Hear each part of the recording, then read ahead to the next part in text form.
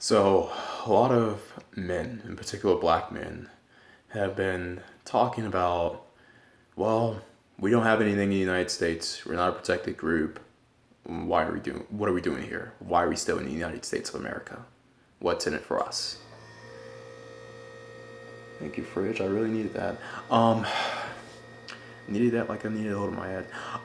But as far as black men and where to go next, I think a lot of black men tend to have a very idealistic view of the other side of the grass, or the other side of the yeah, yeah, grass being greener on the other side, all that stuff.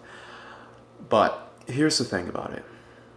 I was watching actually O'Shea's one of his mini podcasts, in which one of the original reasons why he stated he came on YouTube was to basically troll Matt Bus Driver X, Phil Code, and a couple of other guys. I think it was mainly Matt Bus Driver X. And in his case, he stated that, okay, yeah, going overseas isn't like the end all be all to solve your problems. Whereas, Matt Bus Driver X, he really hypes on the black men, save yourselves black men aspect of ditching the big booty bimbo and going to where you're wanted. Now, O'Shea Duke Jackson has come around, as I like to say, come around to more or less the side that I believe in, and the black community isn't worth saving, and you need to do whatever you can to save yourselves. Now, I'm not part of SYSBM, I don't join on movements, but O'Shea had a point when he stated that, okay, going overseas in itself isn't going to solve your problems. Just getting a visa and a passport, well, isn't going to solve your problems. Though those aren't the only things you need. As a matter of fact, for many blacks, the visa, well, not the visa, the passport is probably the last step that you need to do. So, what is it that black men in particular need to do? Well, before leaving the United States of America, if black men were to ever realize their spot in America and realize that, oh, one, we're never going to get respect as a collective here. Not individuals, yeah, you'll get respect depending on which part of the country you go to, such and such. Granted, where I live right now, I feel safer. I feel less unwanted. Not necessarily more wanted, but less unwanted. And quite frankly, less hindered than I did back in a place that had probably a third African Americans, or yeah, a third of the area was full with blacks, but I can get into details in that with another video. But as far as leaving the country in general, there are three things that black men, I believe, must do before they decide to peace out. Number one, and whether it's a collective or a group, these are the three main steps. One, get your income up. Get your income up to the point in which, one, you have no debts, or no debts whatsoever. All your debt,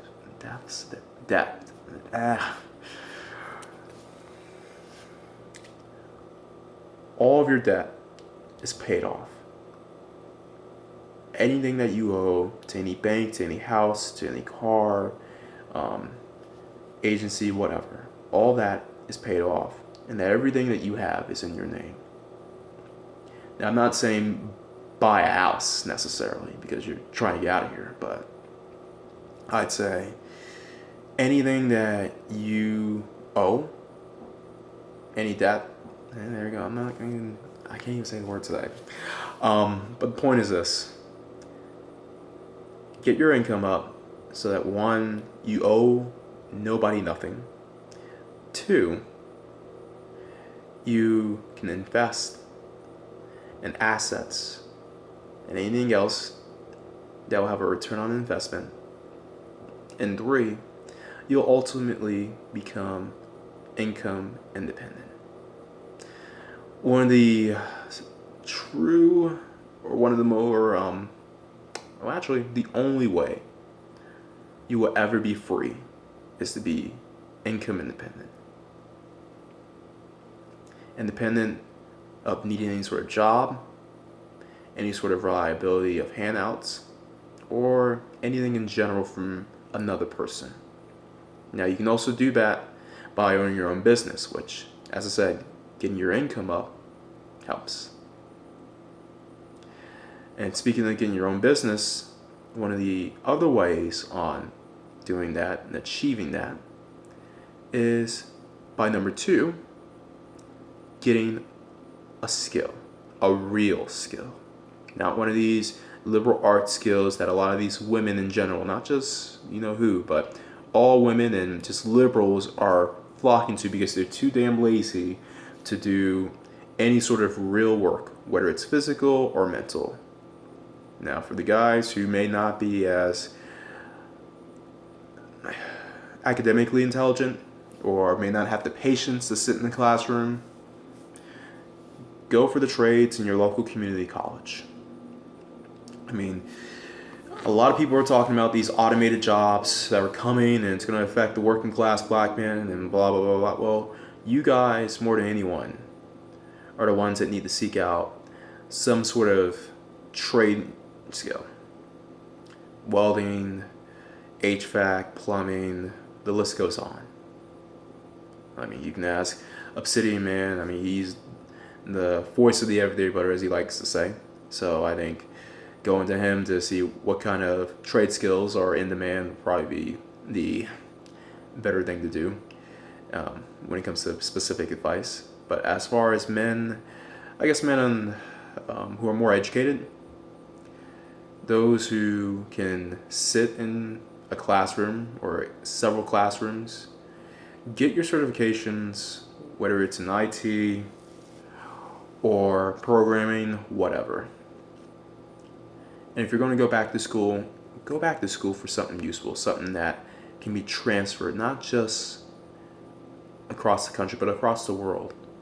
And even to the point in which you won't have to go into an office. I mean, STEM is probably one of the best bets you can do right now. Even with the threat of automation, trust me, if automation is such a threat, but since automation is such a threat, go for learning on how to automate. To learn on automation itself. Therefore, you're ahead of the curve, and when the proverbial SHTF occurs, you'll be right there, and you'll still have a job. If you really want to get into business, the only degree I'd recommend at this point is accounting. And even then, if you're trying to go somewhere else, I'd learn the rules of that country's accounting code as well. But the point is this: you want to get a job in which you're able to market yourself, whether somewhere else across the world, or a job that will allow you to be location independent. Now, the third and most important thing that black men need to do before they haul it out of here, before they decide to call quits on America, it's to change your image. It's to change your image. And I'm going to have to emphasize that a bit more. By changing your image, and the reason why I'm repeating myself is that black men really need to change the way that society sees them. Society right now, especially within America and even outside, see black men on average as individuals who are lazy, sex crazed, and irresponsible at best, or violent, repulsive, and carnal at worst.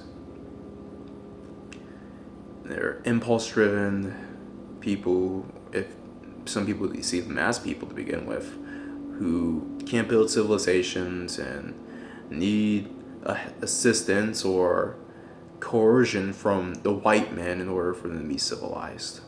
That's the current state of African American men. And yeah, we can blame it on several factors, but look, blaming isn't going to solve shit. If that was the case, I mean, your Tariq Nasheeds and Umar Johnsons would have been hailed as heroes, because I mean that's all they do. That's all they make their bread from. And quite frankly, if all of you don't see those people along with your suit and sevies and your all these other guys, the goon who bailed on these Negroes and the mediocre Negroes and the hoodlums and went to Hollywood. What's his name? I can't remember the dude's name. These guys would be hailed as heroes. But blaming white supremacy on everything that has befallen you isn't going to get you out of your scenario. It's up to you all to change your image. Whether it's boycotting any sort of stereotypical image, particularly any negative stereotypical image, or just dressing up in any sort of way that doesn't give any sort of clue or any sort of hint that you may fit into that stereotypical role, that is something that black men are going to have to do en masse. For black men who may have a slightly shorter impulse, they need to work on it. For black men who may speak in the vernacular tone that is akin to the hood or the plantation, they need to step up their vocabulary and grammar and English, quite frankly. Black men are going to really have to step up their image, I should say, on how the world depicts them. And that, regardless if you have the money or the skills, the trades, you can easily do that today. And I know the reason why a lot of you have been speaking or have this Negrofied mentality about you guys. It's not some sort of IQ, whatever theory that alt-rights and white supremacists want to say. It's because all of you have been socialized into acting like stereotypes. It's because all of you believe that if you don't follow the certain role, you will be ostracized. Well, as I stated in a previous video, you don't have to impress these hood rat females anymore. Quite frankly, because you are done fighting that gender war of middle high school. And I think that's where a lot of the bullshit starts. A lot of this socialization of talking black, acting black, eating black, walking black, all this shit. All of that is done to impress the same women who, with every given day, shows that she could give two damns about you. Quite frankly, if you get your head out of your ass and stop embracing the stereotype, you would be a lot better off. And yes, black women may not like you. They may even hate you because you're not embracing the stereotype. And yes, there may be some ditzy white girls who will end up marrying some sort of beta male just to take his money who may not like you neither. Well, those are the ones that want you just for a fetish, just for a night. Okay, fuck them too. Either, I mean, between those two, you're looking at either paying child support or paying alimony. I mean, which are you gonna win with either one? No. But the women who have some sort of respect, have some sort of class about them, have some sort of want to be feminine, to be mothers, to raise families, to please their man, those are the girls and women you'll end up attracting. Those are the girls and women whose attention you'll end up grabbing. Whether it's the women in middle America who isn't as bastardized or doesn't believe the BS or has risen above her social programming of being a Kardashian watching, bonbon eating broad, or the women overseas. Those are the women that you want to build with. Those are the women that you want to seek out. And those are the women that you want to start something with. And a lot of you say, well, we need to build the black community, build the black family, or build a new... No, it's not about race anymore. Race is a social construct. There, right there. Race is a fucking social construct. And I know a lot of these lovers want to tell you, gender is a social construct. No. If they were really liberal, they would tell you that race is the real social construct. And As the United States is weakening in power, that's going to be more the narrative. And that's where the world is heading.